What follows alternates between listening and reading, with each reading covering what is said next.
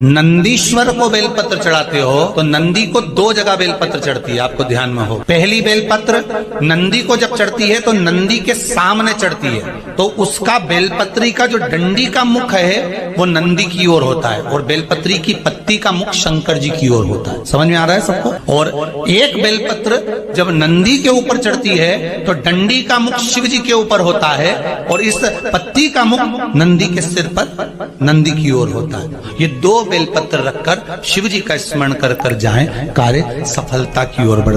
शिव जी ने पार्वती जी से कहा, पार्वती जी कह रही हैं कि मैंने अपनी जिंदगी में ना जाने कितना कितना पाप कर्म, हो सकता है कि झाड़ू लगाने पर, भोजन बनाने पर, कर्म करने पर हो सकता है कुछ पाप होगा, फिर भी आप मुझे कथा सुनाने के लिए अमरनाथ जी की गुफा में लेकर आए।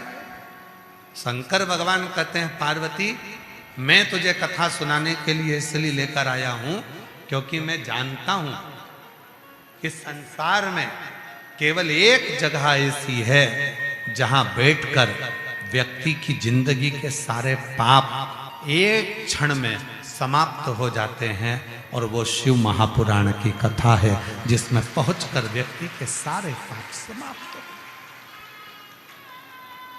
शिव की स्तुति, शिव की शरणागति, भगवान शंकर का भजन, भगवान शिव का नाम जाप, भगवान शिव का मंत्र जाप, भगवान शिव का उच्चारण, भगवान शंकर के स्मरण फल दे।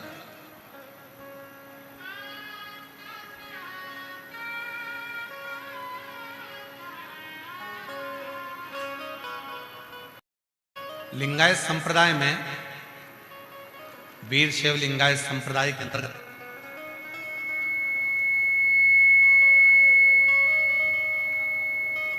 वीर शैव लिंगायत संप्रदाय के अंतर्गत 63 नयनारों की कथा थी।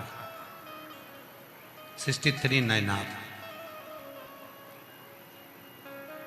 शिव के परम भक्त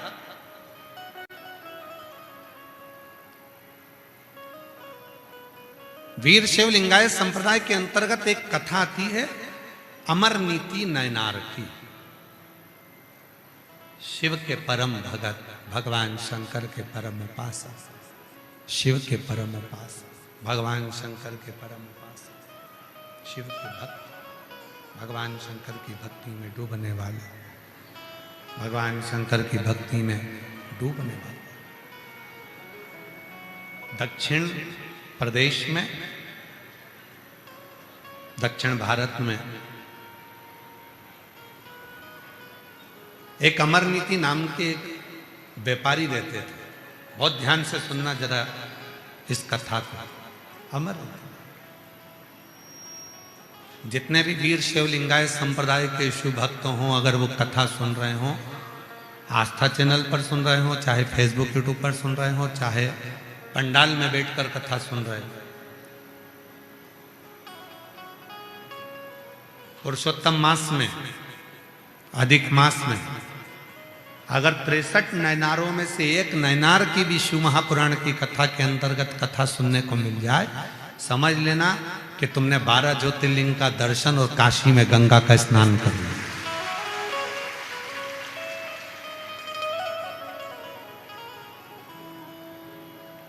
तिरसठ नयनारों में एक नयनार अमर नीति नाम के एक नयनार,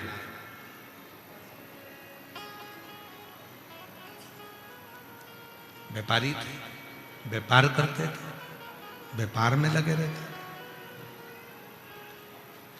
पर व्यापार के साथ में उनका एक काम था, शिव के कोई भक्त अगर उनके गांव में आ जाए तो उनको भोजन कराना, भजन कराना और कुछ वस्त्र देकर उनको विदा करना।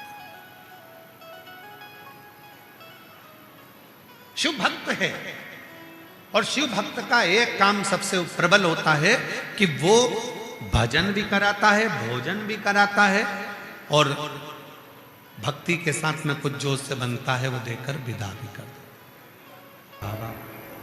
उसी भावना से, उसी दृढ़ता से प्रदान करता है। कितनी सुंदर कथा है देवराज नाम के ब्राह्मण की।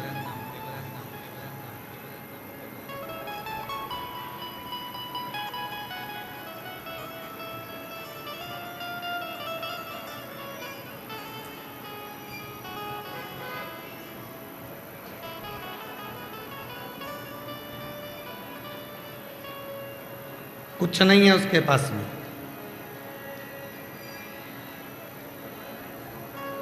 जब देवराज नाम का ब्राह्मण भगवान शिव के मंदिर में गया था, कुछ भी नहीं था उसके पास,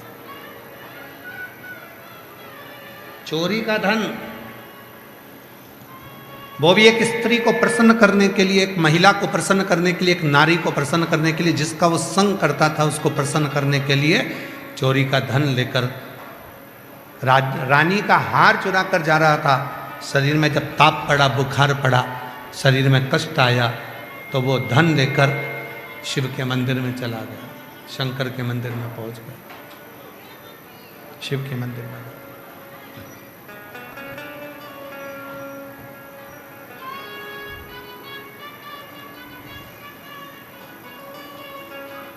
क्या लेकर गया? ना एक लोटा जल लेकर गया, ना चावल का दाना लेकर गया, ना वो चावल का दाना लेकर जाता है, ना एक लोटा जल लेकर जाता,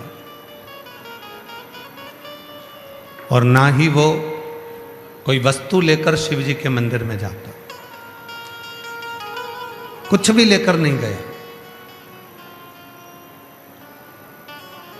ना वो चावल का दाना लेकर जा रहा है, ना वो जल लेकर जा रहा है, ना कोई वस्तु लेकर जा रहा है, ना पुष्प है, ना बेलपत्र है, कोई सामग्री उसके पास में नहीं है। बस चोरी करा हुआ थोड़ा सा धन, चोरी करा हुआ थोड़ा सा सामान उसके पास है, और वो भी वो छुपा कर लेकर शरीर में ताप पड़ने पर शंकर के मंदिर में जाकर बैठ गया।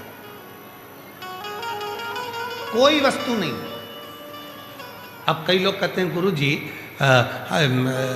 आप इतने लोगों को कथा श्रवण कराते हो, इतने लोग कथा सुनने के लिए आते हैं, लाखों लोग शिव जी के मंदिर में जाते हैं, शंकर जी को एक लोटा जल चढ़ाते हैं, शिव जी की आराधना करते हैं, शिव जी की साधना करते हैं, भगवान शंकर का भजन करते हैं, शिव जी का स्मरण करते हैं, भगवान की भक्ति में डूबे रहते हैं, मंत्र जाप करते रहते हैं। ईमानदारी से बोलो गुरु जी, ये सब लोग जो शिव जी के मंदिर में जाते हैं, जल चढ़ाते हैं, तो पाप तो इनसे भी होता है, झूठ तो ये भी बोलते हैं, गलत काम तो ये भी करते हैं। जो मंदिर नहीं गया वो भी कर रहा है, जो गया वो भी कर रहा है। क्या शिव जी इसको स्वीकार करते हैं? जितने बैठे हो कथा में, जितने बैठे हो पंडाल में, और जितने ऑनलाइन कथा सुन रहे हो, आस्था चैनल पर, फेसबुक, यूट्यूब पर, ये महाराष्ट्र की पवित्र भूमि से अधिक मास के पवित्र अवसर पर जो कथा सुन रहे हो, तुम अपने हृदय पर विचार कर कर बताना, क्या दिन भर में ऐसा कोई समय नहीं आता होगा जिस समय तुम अपने मोबाइल पर एक आध तो झूठ नहीं बोलते हो? बोलो बोलो, जरा जम के बोलो, सत्य बोलना, बोलना तो होता है ना। 2 या 4 और किसी किसी के तो 1000, 2 या 4 या किसी किसी के तो 1000 मुख से झूठ मोबाइल पर, वैसे ही बातों में, चित्त में, बातचीत में निकल ही जाता, बातचीत में निकल।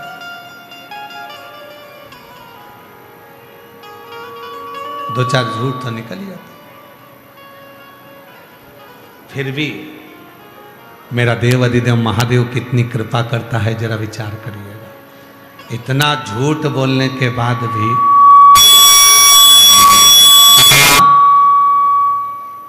अपशब्द बोलने के बाद भी, किसी के लिए आड़ा टेढ़ा बोलने के बाद भी, मेरा महादेव तुम्हारी दुख की घड़ी में तुम्हारे साथ खड़ा हुआ मिलता है। इससे बढ़कर और क्या चाहिए? इससे बढ़कर और क्या चाहिए?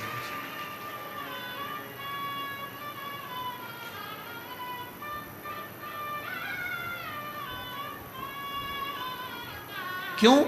क्योंकि उसको मालूम है, उसको क्या था, उसका स्मरण है, उसको मालूम है, उसको सब क्या था। उसको मालूम है कि ये मेरा, इसको मैंने जन्म दिया, उसको मैंने जन्म दिया। उसको मालूम है कि ये मेरा, किसी दूसरे का नहीं है, किसी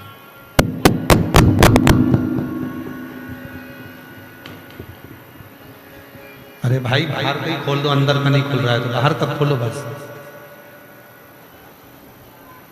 अंदर का रहने दो, बाहर का खोल दो। उसको मालूम है कि ये मेरा है, ये किसी दूसरे का नहीं। इसको जन्म देने वाला मैं, इसका पालन करने वाला मैं, इसकी परवरिश करने वाला मैं, कोई दूसरा नहीं। इसको साधने वाला मैं, कोई दूसरा नहीं।